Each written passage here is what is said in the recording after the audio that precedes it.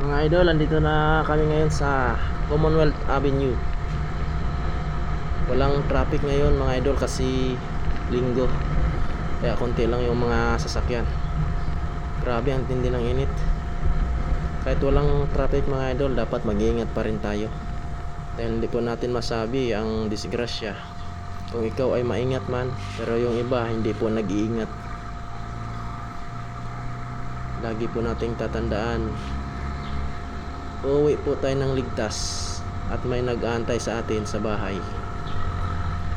Huwag po tayo magmadali. Maraming nagtitinda yung lagay ng palamig.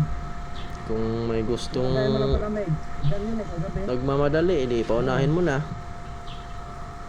Basta tayo relax lang sa biyahe.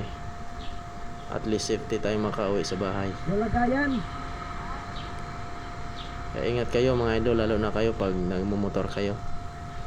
Kaya ako, maingat talaga ako pag ako yung nag-drive. Lalo na pag sakay ko yung asawa ko. Sige mga idol, salamat. Salamat sa inyong panonood. Bye bye.